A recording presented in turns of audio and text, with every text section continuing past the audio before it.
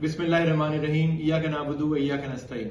जैसे कि आप जानते हैं कि फॉर्म 45 के मुताबिक मैंने 148 मुल्तान से इलेक्शन जीत चुका हूँ, लेकिन जो फॉर्म 47 आरओ के दफ्तर से जारी किया गया उसके मुताबिक साबिक वजीर आजम यूसुफ रजा गिलानी की मेरे ऊपर 293 वोटों की लीड थी। अब मजेदार बात यह है कि कल रात को एक नया फॉर्म 47 जारी किया गया है जिसमें हम में से कोई कैंडिडेट या हमारा कोई इलेक्शन एजेंट मौजूद नहीं था और उसके मुताबिक गिलानी साहब की लीड अब 104 वोटों की है। मेरे साथ इस वक्त एडवोकेट नासिर मुश्ताक साहब मौजूद हैं जो कि मुस्लिम लीग नून के उम्मीदवार अहमद हुसैन देहड़ के वकील हैं। हम दोनों उस दिन आरओ के ऑफिस मौजूद थे जब पूरी कौम के सामने 11 घंटे के करीब हम मौजूद रहे। हमें एक एक करके दूर से फॉर्म 45 जो आरओ के पास था वो दिखाया गया। हमारे पास अपने फॉर्म 45 का रिकॉर्ड मौजूद था।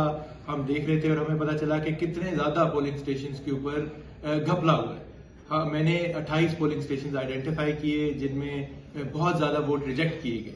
मेरे घर के पोलिंग स्टेशन से जहां मेरे 767 वोट्स थे उसको 67 कर दिया गया, 13 रिजेक्टेड वोट्स थे उसको 713 रिजेक्टेड वोट्स कर दिया गया। अब समझ नहीं आ रही, जो रात को फॉर्म 47 दोबारा जारी किया गया है गैर कानूनी तौर पे, उसमें रिजेक्टेड वोट्स भी 12,665 जो कि पहले ही बहुत ज्यादा गलत थे उससे बढ़ा के 13,000 कुछ कर दिए गए। आज एडवोकेट साहब और मैं फिर अदालत में मौजूद थे, हमारी रिट्स पे फैसला होना था। इन्होंने भी अहमद हुसैन देहड़ की तरफ से जो फॉर्म 47 का इजरा है, जो कैलकुलेशन की गई है, उसको चैलेंज किया है क्योंकि ये नहीं मानते। हमने दोनों ने बैठ के अपने फॉर्म 45 कंपेयर किए हैं और हमारे फॉर्म 45 जाहिर है वही हैं जो असली हैं, जो हमारे पोलिंग एजेंट्स हमारे तक लेके आए, जिनके मुताबिक मेरी एक वाज़े बर्तरी 6,000 से ऊपर की बनती है सैयद यूसुफ रजा गिलानी के ऊपर। अब मुझे नहीं समझ आ रही कि ये मामलात जो हैं इतने सिंपल होने के बावजूद इसको अदालतें क्यों नहीं देख रही और इलेक्शन कमीशन इसके ऊपर फौरन फैसला क्यों नहीं कर रही। बहरहाल मैं शुक्रगुजार हूँ एडवोकेट साहब का भी कि हमारी सियासी मुखालफत जो भी हो उसके बावजूद आइन और कानून के साथ ये एज वकील खड़े हैं और इन्होंने खुद आके ये बात की, हमें फॉर्म्स दिखाए। उस दिन का सारा आरओ ऑफिस के अंदर जो माजरा हुआ वो इनके सामने हुआ। तो अब ये कुछ मजीद बात करें। बिस्मिल्लाहिर्रहमानिर्रहीम। फर्स्ट ऑफ ऑल मैं being a lawyer of Malik Ahmad Hussain Dehar responsibility के साथ ये बात कहना चाहता हूँ कि हम लोग रूल ऑफ लॉ के साथ खड़े हुए हैं। हम कॉन्स्टिट्यूशन ऑफ पाकिस्तान 1973 के साथ खड़े हुए हैं। जो कुछ उस दिन आरओ ऑफिस में हुआ that is clear cut violation of constitution of Pakistan 1973।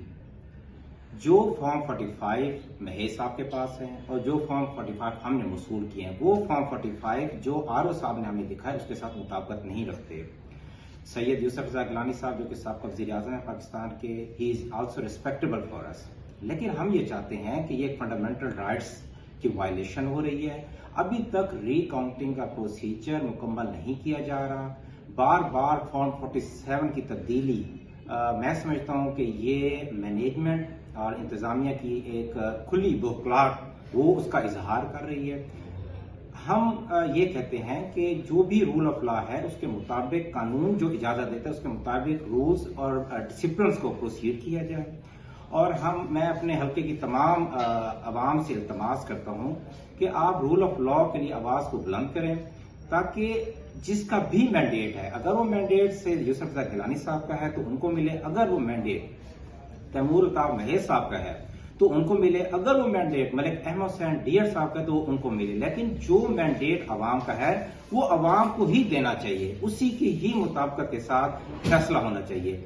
मैंने आज on the behalf of Malik Ahmad Hussain Dehar एक रिट पिटीशन दायर की है जो कि डिस्पोज ऑफ की गई है और हमें इलेक्शन कमीशन में जाने की हिदायत की गई है। लेकिन अवाम को इस बात को समझना चाहिए कि ये अवाम के मैंडेट के साथ खुल्लम खुल्ला मजाक हो रहा है। तो जो हमारा कॉन्स्टिट्यूशन है वो इस बात की इजाजत नहीं देता।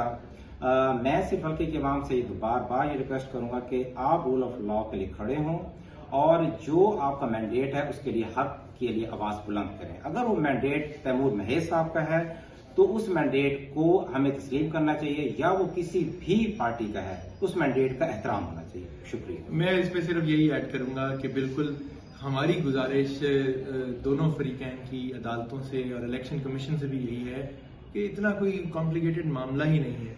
हमारे जो आइडेंटिफाइड पोलिंग स्टेशन है वहाँ पे उसको रिकाउंट करा दें तो मामला बिल्कुल यहाँ हो जाएगा। 104 वोटों का फर्क दिखाया गया है और सिर्फ मेरे घर के पोलिंग स्टेशन पे ही 13 से 713 वोट रिजेक्ट कर दिए गए हैं। तो मामला बहुत सिंपल है, इतना सिंपल केस तो पूरे पाकिस्तान में इस वक्त नहीं है। बहरहाल लोगों का शुक्रिया, मैं आपको फिर कहूंगा पुरअमन रहें, अपने हक के लिए लड़ते रहें। हम आपके हक के लिए अदालतों में लड़ते रहेंगे, आवाज उठाते रहेंगे। आपने वोट डाले हैं हमें, हम उन वोट को जाया नहीं जाने देंगे। बहुत शुक्रिया।